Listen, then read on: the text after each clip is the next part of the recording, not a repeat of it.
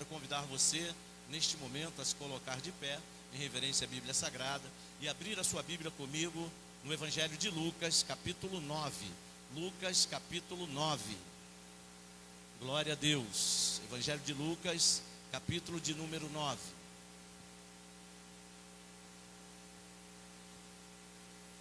Lucas, capítulo 9, a partir do versículo de número 1. Só quem achou, diga aleluia. Quem não achou, diga Deus, tem misericórdia de mim. Opa, ninguém pediu misericórdia? Então todos acharam, vamos em frente. Vamos fazer a leitura da Bíblia Sagrada. Diz assim a palavra do Senhor em Lucas 9, a partir do verso 1. Tendo Jesus convocado os 12, deu-lhes poder e autoridade sobre todos os demônios e para efetuarem curas. Também os enviou a pregar o reino de Deus e a curar os enfermos. E disse-lhes: nada leveis para o caminho, nem bordão, nem alforge, nem pão, nem dinheiro, nem deveis ter 2 túnicas. Na casa em que entrardes, ali permanecei e dali saireis. E onde quer que não vos receberem, ao sairdes daquela cidade, sacudi o pó dos vossos pés, e em testemunho contra eles. Então, saindo, percorriam todas as aldeias, anunciando o evangelho e efetuando curas por toda a parte. Amém.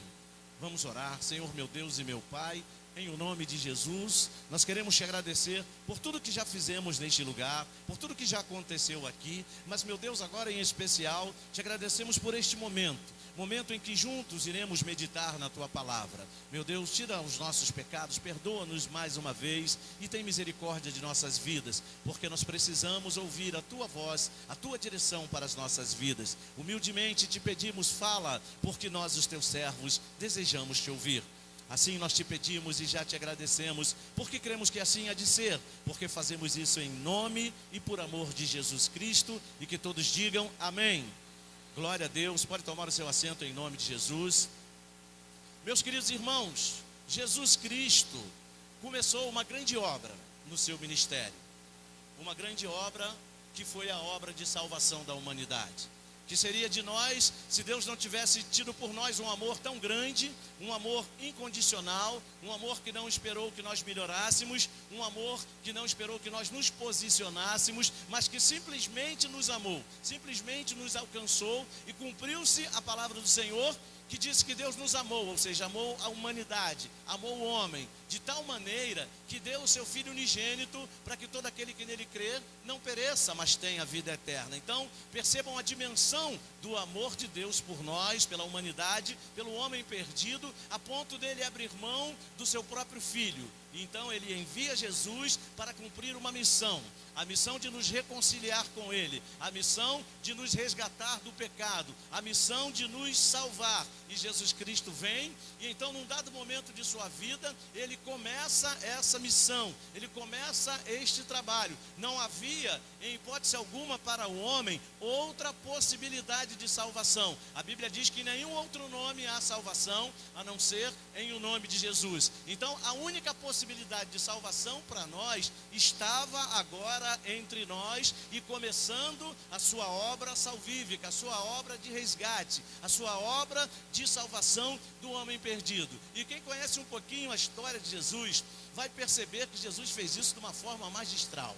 Por que não dizer de uma forma sobrenatural, de uma forma tremenda, que só ele poderia fazer. Jesus então, ele diz: olha, eu vim trazer a boa notícia, eu vim trazer o ano aceitável do Senhor, eu vim trazer a cura, eu vim trazer a libertação, eu vim salvar o homem perdido. Eu não vim para condenar o mundo, eu vim para salvar o mundo. Ou seja, Jesus veio para cumprir o decreto de Deus, veio para cumprir o propósito de Deus de resgatar a humanidade perdida, de reconciliar o homem consigo mesmo.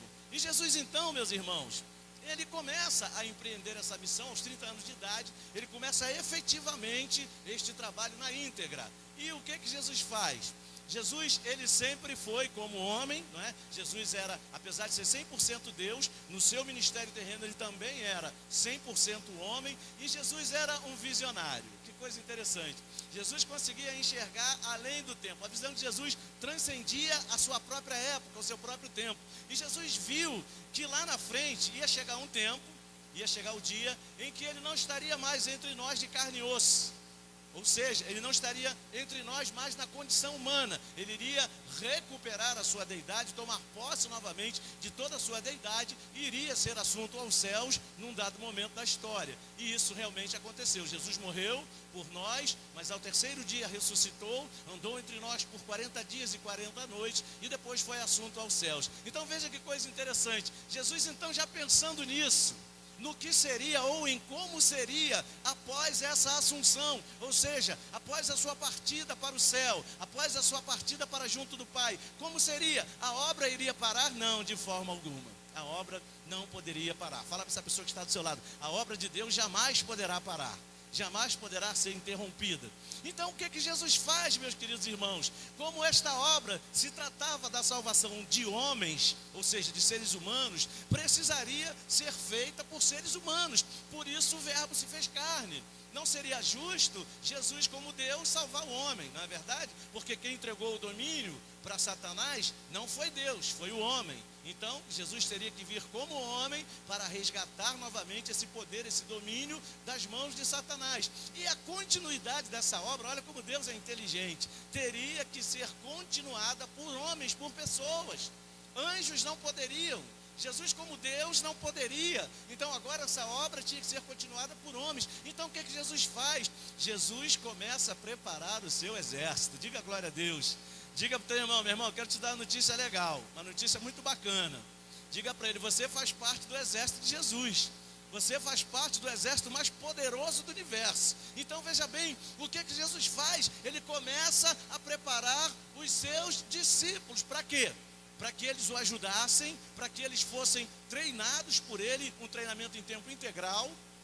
Então Jesus começa a preparar esses homens, para que esses homens, após a sua partida, dessem continuidade a esta obra, no mesmo padrão, num padrão de excelência, ou pelo menos num padrão próximo ao padrão que Jesus estabeleceu para executar a sua obra. Veja que coisa tremenda. Diga para o teu irmão, olha, Deus está te preparando, meu irmão.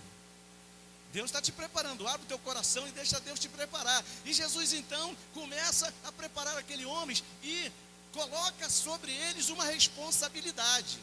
Jesus começa a mostrar para eles que eles seriam os continuadores daquela obra. Diga para o teu irmão, não dá tempo de perder mais tempo. Não dá tempo de perder mais tempo. Meus irmãos, essa era a teoria de Jesus, essa era a tese de Jesus. Não havia mais tempo de perder tempo. Não havia mais tempo a perder. Jesus disse, olha, o tempo está cumprido, o reino de Deus é chegado até vós. O reino de Deus já havia chegado. Houve uma antecipação do que aconteceria lá no final dos tempos. Jesus antecipa a chegada do reino de Deus no meio da humanidade. E Jesus disse, olha, o reino de Deus é chegado. Arrependei-vos porque o reino de Deus chegou. Não dá tempo de perder mais tempo. Olha que coisa interessante. E aí então, Jesus, mesmo antes de ser assunto aos céus, ou antes de entregar a sua vida por nós, na cruz do Calvário, Jesus já começa a colocar os discípulos para fazerem a parte deles. Já começa a colocar os discípulos no fogo, vamos dizer assim. Já começa a colocar os discípulos para experimentarem o que eles iriam fazer logo ali na frente. É como se Jesus estivesse dizendo para eles, olha, o estágio de vocês começou. Chega de teoria, agora vamos para a prática. Era mais ou menos isso que Jesus estava fazendo com eles, se você prestou bastante atenção no texto. E meus queridos irmãos, eu posso imaginar, à luz das Escrituras Sagradas, que até esse momento do trabalho prático dos discípulos ter início, eu posso imaginar os discípulos pensando, poxa, que legal, nós temos o Senhor Jesus, que nós cremos ser o Messias, que é poderoso, que faz milagres, que cura, que liberta, que salva. Nós temos ele que faz tudo isso, e nós somos meros espectadores. Nós estamos só acompanhando o trabalho desse Jesus, e nós vamos ter sempre esse Jesus conosco, para que ele possa realizar esse trabalho com a gente, para que ele possa ser o carro-chefe, para que ele possa puxar esse trabalho, para que ele esteja na cabeça desse trabalho, e nós nunca vamos precisar nos preocupar, porque ele sempre vai estar com a gente. Até certo ponto eles tinham razão, porque Jesus nunca nos abandona. Diga amém. Diga para o teu irmão, Jesus nunca vai te abandonar. Mas meus irmãos, não é isso que Jesus faz. Jesus então começa a colocar esses discípulos para fazerem as coisas, começa a colocar esses discípulos no campo missionário, vamos dizer assim. E eles não esperavam por isso, e isso foi até certo ponto um baque na vida deles, mas um baque positivo, que trouxe uma certa alegria para o coração daqueles homens. E os discípulos então se alegram muito com a missão que Jesus entrega nas mãos deles. E essa é a primeira coisa que a gente pode observar nessa noite. Por que que esses discípulos ficaram tão alegres? Por que que esses discípulos ficaram tão contentes com a missão que Jesus confiou nas mãos deles? Primeira razão, porque eles estavam tendo agora uma participação direta no ministério de Jesus, uma participação direta na missão de Jesus. Meus irmãos, aqueles discípulos, eles viviam maravilhados, podemos dizer até estupefados, com todas as coisas que Jesus realizava diante dos olhos deles, com todas as coisas que Jesus ensinava na íntegra para eles. Você imagina? E agora eles estão tendo uma oportunidade de participar de uma forma direta. Olha o que diz o versículo 1 do nosso texto de Lucas 9. Tendo Jesus convocado os 12, primeiro ele faz isso com os 12, deu-lhes poder e autoridade sobre todos os demônios e para efetuarem cura. Olha aí, meus irmãos, até esse momento, isso era uma prerrogativa de Jesus. Eu garanto para você que eles nunca poderiam imaginar que num dado momento esse poder seria compartilhado com eles. Garanto para você que eles olhavam para Jesus e viam todo esse poder concentrado em Jesus. Jesus ali absoluto, soberano, fazendo sinais e maravilhas. E eu imagino eles, poxa, nosso mestre é maravilhoso, o nosso mestre é todo poderoso, o nosso mestre é tremendo. Eu imagino eles, e agora Jesus chama eles, diz, ó, Jesus convocou os 12, chamou os 12 e deu a eles poder e autoridade sobre todos os demônios, meus irmãos, e para curarem todos os enfermos. Meus irmãos, isso é algo tremendo. Foi naquela época e vai continuar sendo algo tremendo. O poder sobre os demônios, ou seja, sobre todas as potestades do mal e o poder sobre todas as enfermidades. Jesus estava simplesmente compartilhando esse poder com os seus discípulos. Uma coisa que eu garanto para você, que Pedro, Tiago, João, Mateus, nenhum deles jamais iria imaginar que eles iam chegar a esse ponto. Fala para essa pessoa que está do seu lado, Jesus sempre vai nos surpreender. Sempre vai nos surpreender. Eu imagino a surpresa para esses homens. O quê? Nós vamos poder expelir demônios? Nós vamos poder curar os enfermos? E Jesus dizendo para eles com maior naturalidade, é isso, exatamente isso que eu estou falando para vocês. E o texto continua dizendo, também os enviou a pregar o reino de Deus. Até então só Jesus estava pregando o reino de Deus. Os enviou a pregar o reino de Deus e a curar os enfermos. E disse-lhes, nada leveis para o caminho, nem bordão, nem alforje, nem pão, nem dinheiro, nem deveis 2 túnicas. Na casa em que vocês entrarem, ali permaneçam, e dali saireis. E veja então Jesus dando todas as orientações, todos os passos de como eles deveriam proceder. Isso nos lembra um pouquinho do que a gente tem feito aqui, através do nosso trabalho missionário, de evangelismo e missões. Meus irmãos, esse compartilhamento de poder e autoridade que Jesus deu aos seus discípulos, ele não parou naqueles 12. Não, a partir daqueles 12, aqueles 12 foi o grupo piloto. Foi a primeira porção de discípulos que Jesus delega esse poder e essa autoridade. Por quê? Porque Jesus sabia, como você já ouviu aqui, que a partir de então, eles estavam começando o seu treinamento prático para darem continuidade a algo que não podia parar. É como se Jesus tivesse... Pergunta a você, Jesus não podia esperar até o final do curso, até o final do estágio? Quanto tempo durou o curso de Jesus com seus discípulos? 3 anos e meio. Mas os 3 anos e meio ainda não tinham se completado. Jesus não podia ter esperado até o final, mas não era mais tempo de perder tempo. Fala para o teu irmão, não é tempo de perder tempo, meu irmão, em nome de Jesus. E Jesus então, mesmo no meio do curso, mesmo no tempo, no período de estágio, vamos dizer assim, Jesus começa a usar esses discípulos na prática, e isso traz uma alegria tremenda para o coração deles. Imagina receberem a autoridade que até então estava quem estava revestido com essa autoridade. Até aquele momento, era única e exclusivamente Jesus, única e exclusivamente o Messias, era uma atribuição do Messias, era uma prerrogativa do Messias, ter esse poder e ter essa autoridade. Mas acontece que agora a autoridade e o poder estavam sendo compartilhados. Jesus não é egoísta, diga amém. Jesus compartilha, veja que exemplo maravilhoso para nós. E os discípulos então saem nessa empreitada. E eles então vão e eles começam a fazer tudo que Jesus mandou que eles fizessem. Isso com uma tremenda alegria. Por quê? Porque eles não estavam indo por sua própria conta e risco. Eles estavam indo delegados por Jesus. Eles estavam indo representando Jesus. Olha que coisa tremenda. Olha o que diz o versículo 17. Vamos até o versículo 17 agora. Aleluia. Aí mesmo no capítulo 9, no versículo 17, diz assim: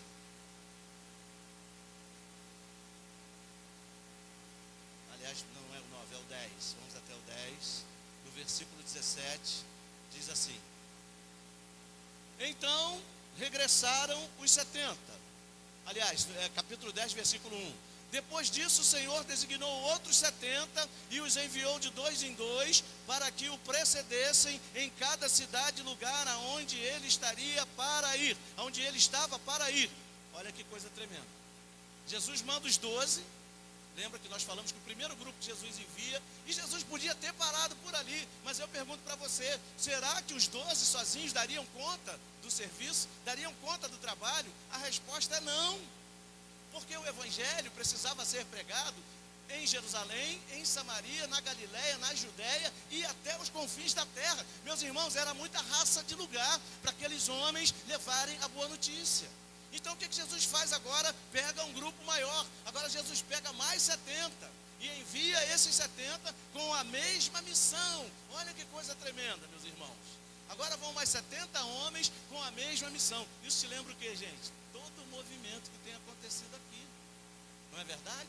Todo o movimento que tem acontecido aqui no nosso trabalho de evangelização. Isso significa dizer o quê? Que nós estamos no rumo certo. Diga para o teu irmão, nós estamos no caminho certo, meu irmão. Em nome de Jesus. Isso não se restringiu a um grupo seleto de pessoas. Se Jesus escolhe só aqueles 12, essa missão estaria restrita àqueles 12 e a mais ninguém. Mas Jesus nos dá uma amostra de que quanto mais pessoas estiverem envolvidas, melhor. Ele agora envia um grupo de 70 e ele faz o seguinte comentário. Ele diz assim, olha, a seara é grande, mas os trabalhadores são poucos. Ué, Jesus, mas o Senhor está enviando mais 70. Se somado com aqueles 12, já vamos chegar num número considerável de 82 pessoas. E Jesus continua dizendo, a seara é grande e os trabalhadores são poucos.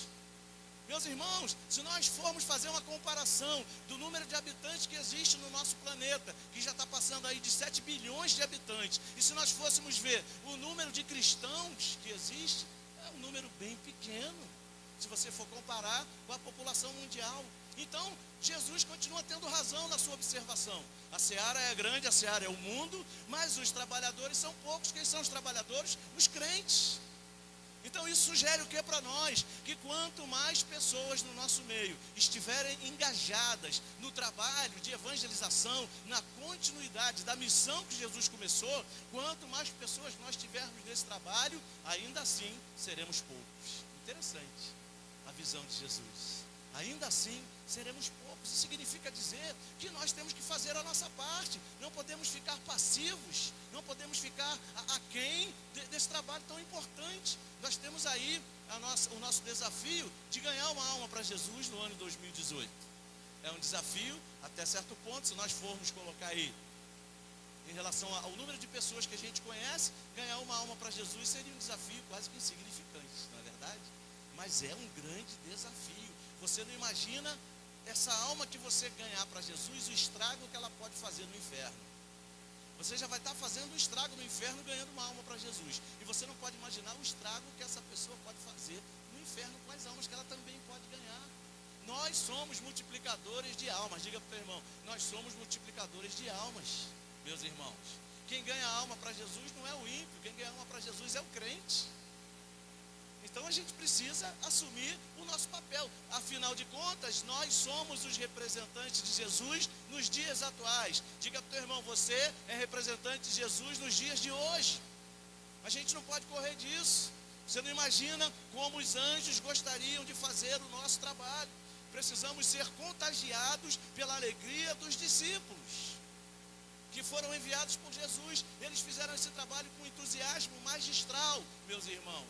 E era esse entusiasmo que contagiava os outros crentes. Se você olhar um pouquinho a vida e a dinâmica da igreja de Atos dos Apóstolos, você vai ver que era um contagiando o outro. E a Bíblia diz que Deus ia acrescentando aqueles que iam sendo salvos. E você não vê a Bíblia falando em Atos e na igreja fazendo apelo para alguém aceitar Jesus. Você vê a Bíblia falando isso? Não, não fala. Em Atos diz que naturalmente Deus ia acrescentando à igreja aqueles que iam sendo salvos. Se você vê lá o discurso de Pedro depois do Pentecostes, você não vê Pedro dizendo: quem quiser aceitar Jesus, levanta sua mão, vem até aqui à frente. Deus está me mandando falar mais uma vez. Quem quiser aceitar Jesus, levanta sua mão e vem aqui à frente. Você não vê o apóstolo Pedro fazer isso. O que você viu foi o seguinte: quando Pedro acaba de pregar, acaba de fazer a sua exposição acerca da pessoa de Jesus, as pessoas dizendo: seu Pedro, o que a gente tem que fazer para ser salvo? O que a gente tem que fazer para receber esse Jesus? Você está entendendo? Simples assim. As coisas aconteciam de uma maneira natural, e isso trazia uma alegria imensa para aquelas pessoas, isso trazia uma alegria imensa para aqueles que eram enviados, meus irmãos. Eles estavam simplesmente agora revestidos do poder e da autoridade do nome de Jesus, abalando o inferno. Olha o que diz o verso 18, aqui de Lucas 10, o verso 18 diz assim: mas ele lhes disse: eu via Satanás caindo do céu como um relâmpago. Jesus dizendo. Será que Jesus mentiu? É claro que não. Por que será que Satanás estava tão incomodado? Por que será que Satanás estava pulando para cima e para baixo? Por que será que Satanás estava tão desesperado? Porque a missão de Jesus de salvar o homem estava sendo cumprida cabalmente. Diga para o teu irmão: vamos cumprir essa missão cabalmente, meus irmãos. Olha aqui o que eles disseram para Jesus no versículo 17. Então regressaram os 70, agora eles estão voltando da missão.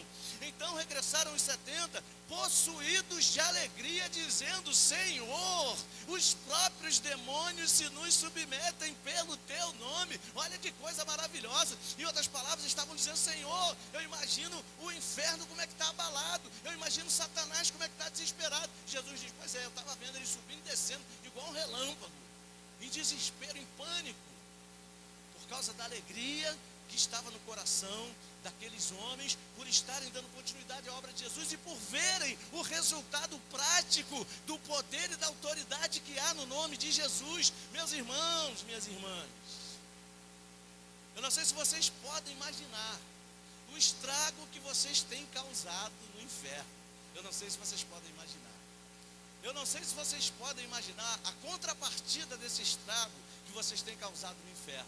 São as vidas que têm sido abençoadas através do trabalho de vocês. Sabe por quê? Porque vocês estão levando para essas vidas o poder e a autoridade que está no nome de Jesus. Era só isso que eles estavam fazendo. Eles não estavam fazendo nada além disso. Estavam usando simplesmente o poder e a autoridade que lhes havia sido outorgados por Jesus. E eles chegavam para as pessoas endemoniadas e diziam: sai em nome de Jesus. Sabe qual era o resultado? Os demônios metiam o pé. Eles chegavam para os enfermos e diziam: seja curado em nome de Jesus. Sabe o que acontecia? Os doentes eram curados. E eles ficaram maravilhados. Gente, é verdade. Jesus não nos enganou. O poder e a autoridade do nome dele estão com a gente. Nós estamos usando e está dando resultado. Olha aí as vidas sendo abençoadas. Meus irmãos, não tenha dúvida de uma coisa: tudo que Jesus faz, tudo que Deus faz, Jesus é Deus, tem um propósito, tem uma razão de ser. E um dos principais propósitos de Jesus em todas as suas ações é aliviar o sofrimento das pessoas. Como você acha que vivia um endemoniado? Que vida miserável uma pessoa possuída por um demônio vivia? Não tinha poder, não tinha domínio sobre o seu próprio ser, sobre o seu próprio corpo, sobre a sua própria mente. Era assim que vivia um endemoniado e continua sendo assim. Como é que você acha que vivia um leproso, sabendo que a sua doença não tinha cura pela medicina humana? Como você acha que eles viviam? Viviam já com a sentença de morte assinada. Você percebe? Então, quando Jesus dá essa autoridade para os discípulos, e eles começam a exercer essa autoridade na prática, e começam a ver o resultado dessa autoridade em prática, eles ficam maravilhados, e uma euforia tremenda, uma alegria sobrenatural, um entusiasmo acima do comum, além do normal, toma conta da vida deles. Quem é que não ficaria entusiasmado? Quem é que não ficaria maravilhado em ver os sinais e maravilhas do Senhor se manifestarem através da vida deles? Detalhe, isso não mudou. Jesus não mudou. Ele é o mesmo ontem, hoje e o será para sempre. O poder de Jesus não diminuiu. A autoridade de Jesus sobre os principados e potestades do mal não acabou. Esse poder e essa autoridade continua sobre os seus discípulos. Isso avançou através dos séculos, isso avançou através das gerações, e por incrível que pareça, chegou no nosso tempo. Quem são os discípulos de Jesus hoje? Os crentes, a igreja. Esses são os discípulos de Jesus hoje. O que isso quer dizer? Que o poder e a autoridade do nome de Jesus estão sobre a igreja. E se nós somos a igreja, esse poder e essa autoridade estão sobre nós. Pergunto para você, já que a gente está falando de autoridade, foi decretada agora uma intervenção federal na segurança pública do Rio de Janeiro. Pergunto para você, você acha que a autoridade humana, por mais competente que ela seja, por mais estrategista que ela seja, você acha que ela pode acabar com esse problema que o Rio de Janeiro está vivendo? Pelo menos a curto e a médio prazo, a resposta é não. Agora, você sabe quem tem a solução para tudo isso? Diga para quem está do seu lado. Sabe quem tem a solução para tudo isso? Jesus. Por incrível que pareça, Jesus Cristo é a única solução. Diga comigo, Jesus Cristo é a única solução para todos os problemas da humanidade, não apenas para o pecado, não apenas para a doença, não apenas para os demônios, mas Jesus Cristo é o problema da humanidade em todos os âmbitos, em todas as esferas, em todas as áreas que você possa imaginar. Só Jesus Cristo. E onde é que está o poder e a autoridade de Jesus Cristo? Na mão da igreja. A igreja precisa usar esse poder e essa autoridade. A igreja precisa evangelizar as pessoas. A igreja precisa falar do amor de Jesus para essas pessoas. Vamos acabar com a Cracolândia. Como? Humanamente falando, me explica cientificamente como é que vai acabar com a deteriorização que o crack causa no cérebro das pessoas. Humanamente falando, depois que fica dependente, só esperar a morte. Mas eu pergunto para você, Jesus pode curar da dependência química? Pode, é claro que pode. Jesus pode curar do alcoolismo? Pode. Jesus pode acabar com a violência urbana? Pode. Pode. E nós temos a solução, nós temos Jesus. O que a gente tem que fazer é usar Jesus. Fala para quem está do seu lado, vamos usar Jesus. Vamos orar pelos enfermos, vamos orar pelas nossas autoridades, vamos orar pela nossa nação, vamos orar pelos nossos vizinhos, pelos nossos familiares. Não apenas orar, mas o nome é oração. É hora de agir, não dá tempo de perder tempo. Essa é a síntese da história. Não dá tempo de perder tempo. É muito fácil a gente ficar criticando tudo e todos, quando a gente às vezes se exime de fazer a nossa parte. Orar, gente, ajoelho no chão, né? Senhor, abençoa o meu estado, abençoa essas pessoas que estão perdidas, continua levantando a mim e outras pessoas para falarem do teu amor, porque é muito fácil a gente pedir para Jesus, Jesus, levanta pessoas para evangelizar, para falar do teu amor. Não, primeiro levanta a mim, e a partir de mim, levanta pessoas para me ajudarem a fazer o seu trabalho, a fazer a tua obra. A obra não pode parar, a obra precisa continuar. Ainda existem muitas pessoas que precisam ser alcançadas. Meus irmãos, se você observa bem, com cuidado, a reação dos discípulos, vendo o resultado do que eles estavam fazendo no nome e na autoridade de Jesus, não havia outra alternativa a não ser se maravilhar. Você não fica maravilhado quando alguém da sua família é alcançado por Jesus? Você não fica maravilhado quando alguém da sua família se reconcilia com Jesus? É claro que você fica. Alguém que estava no caminho da perdição e de repente está no caminho de Jesus, está no caminho certo, está no caminho da bênção.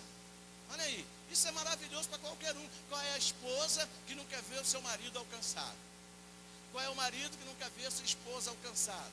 Quais são os pais que não querem ver seus filhos alcançados? Quais são os filhos que não querem ver seus pais alcançados?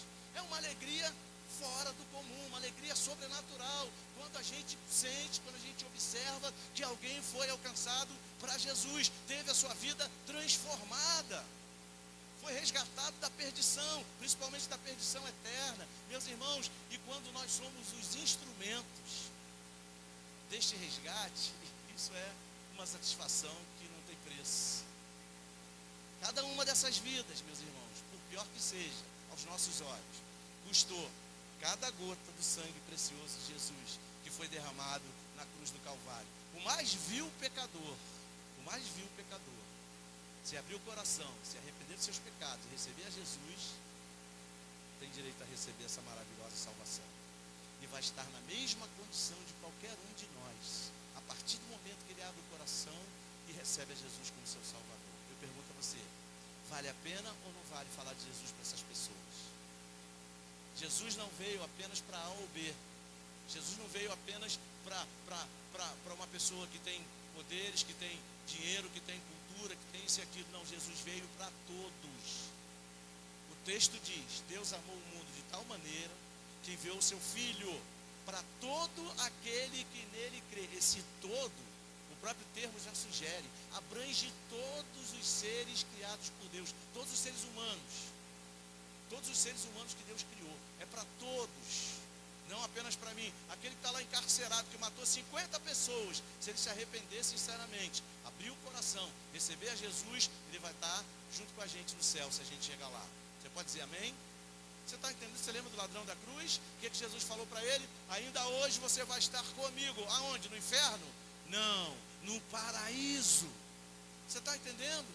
Então, meus irmãos, nós não temos que julgar, nós não temos que olhar, nós não temos que discriminar, nós temos que evangelizar. Nós temos que espalhar o amor de Jesus, temos que espalhar a boa semente, meus irmãos.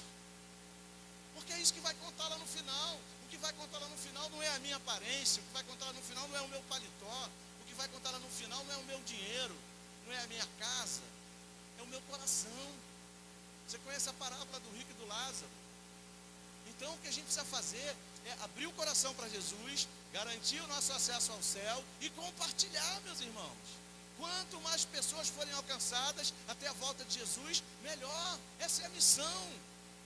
Foi para isso que ele nos levantou, foi para isso que ele nos chamou, foi para isso que ele estabeleceu a sua igreja. O versículo 18 disse, mas ele lhes disse, eu via Satanás caindo do céu como um relâmpago.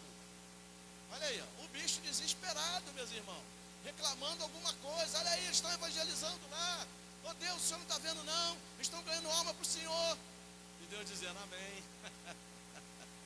Que coisa linda, né, meu irmão? Que coisa maravilhosa. E no versículo 19 ele diz, eis aí vos dei autoridade para pisar de serpentes e escorpiões e sobre todo o poder do inimigo, e nada, absolutamente nada, vos causará dano. Olha aí, vos dei autoridade. Diga para o teu irmão, Deus está falando contigo, meu irmão. Se você já é cristão, se você já recebeu a Jesus como seu Salvador, essa autoridade está sobre a sua vida. E o que você tem feito com ela? O que você tem falado para o seu amigo que está sofrendo? O que você tem falado para a sua amiga que já pensou em se matar 3 vezes e falou isso para você? O que você tem falado para esse seu amigo de trabalho, cuja família está sendo literalmente destruída? O que você tem falado para ele? O que você tem falado para essa pessoa que você encontrou na rua e disse para você, me ajuda, faz alguma coisa por mim, faça uma oração para mim, porque eu não sei mais o que fazer, eu estou prestes a dar cabo da minha própria vida. Você sabe que o número de pessoas que tiram sua própria vida é altíssimo? Você já olhou a estatística? É um número muito alto, é uma estatística diária. O que será que está faltando para essas pessoas? O que você tem nas mãos, o poder e a autoridade do nome de Jesus. Diga glória a Deus.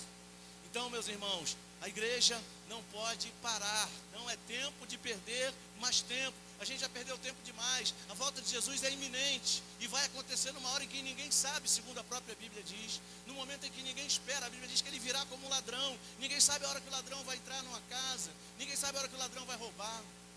A Bíblia diz que ele virá assim, numa hora em que ninguém espera.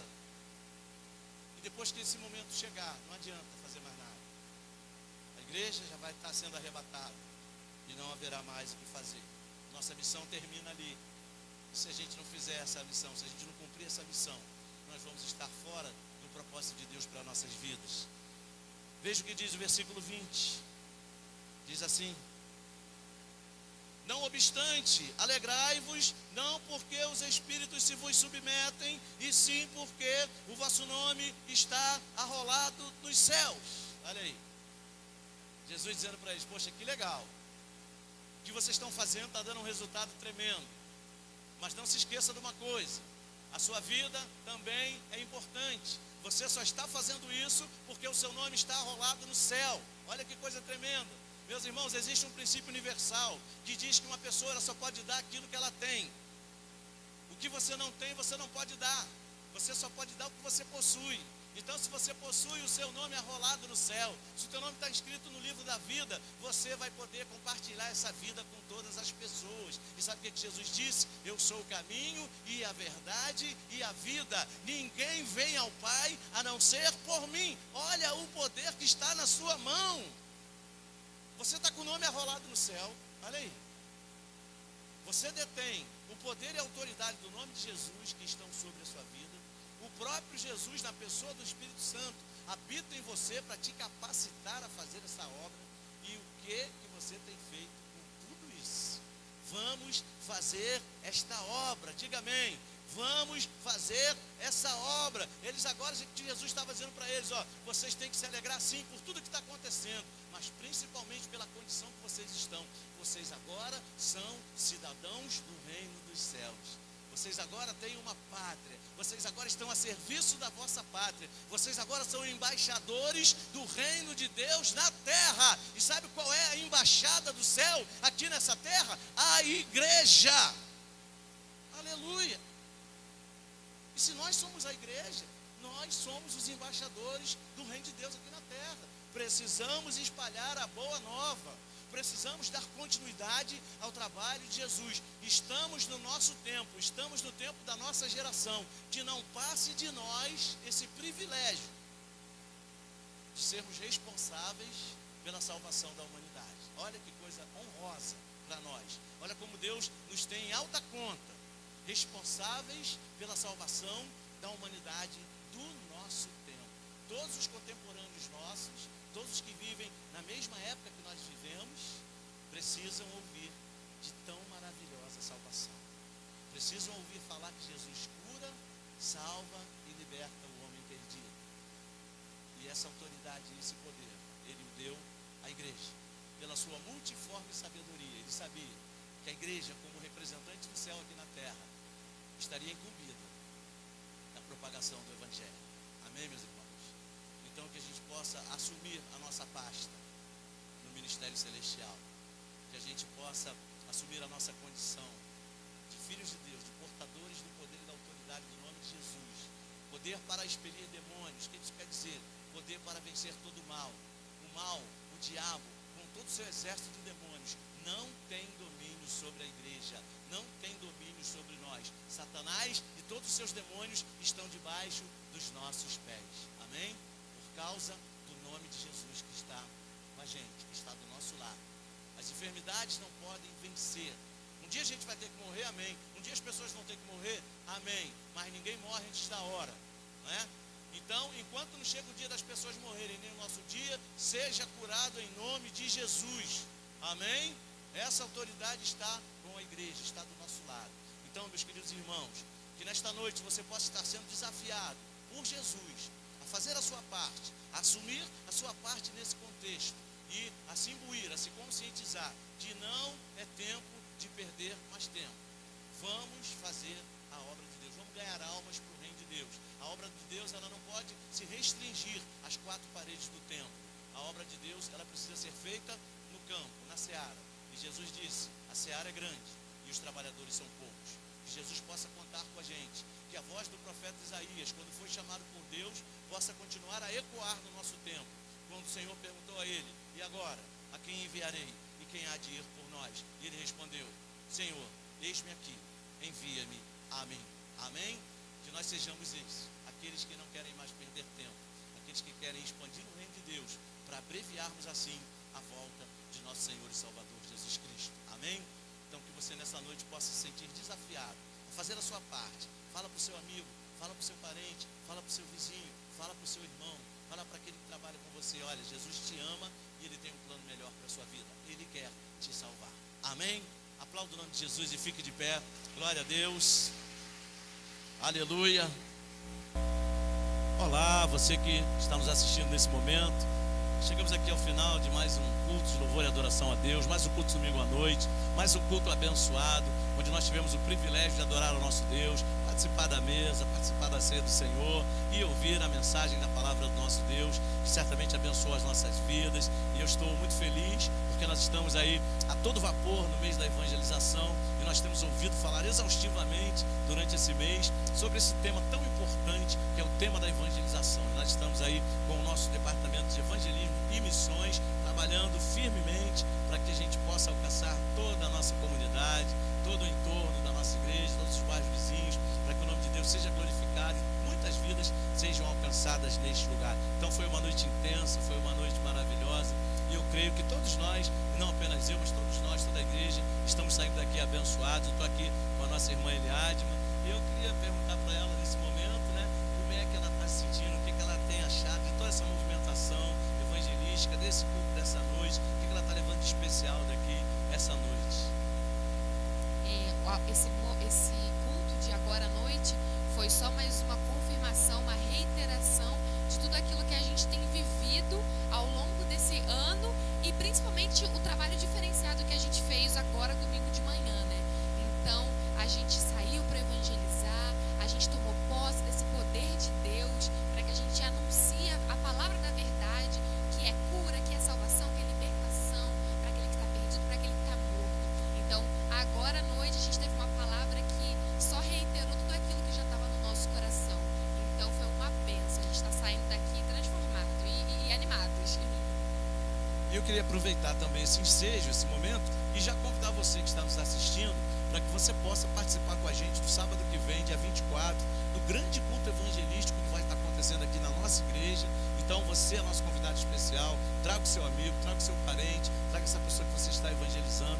A gente tem convidado a nossa comunidade de uma forma específica, de uma forma especial, através de uma carta pessoal, para que muitos estejam aqui com a gente, nesse grande momento, desse culto evangelístico que vamos praticamente fechar esse mês da evangelização com esse culto e o culto de domingo à noite, onde nós estaremos fazendo o encerramento do mês do propósito da evangelização. Então, não deixe de estar conosco, coloque na sua agenda. Você que não pôde vir hoje à casa do Senhor, hoje caiu um temporal enorme aqui no nosso bairro, então muitas pessoas não puderam vir. Então, você que não pôde vir, você pode ficar inteirado, convidado a participar com a gente desse grande movimento de sábado, do culto evangelístico e também do nosso culto de domingo, onde nós estaremos encerrando a ênfase no mês da evangelização. Que Deus te abençoe abundantemente. A gente espera você no sábado, em nome de Jesus. Tchau, fique com Deus.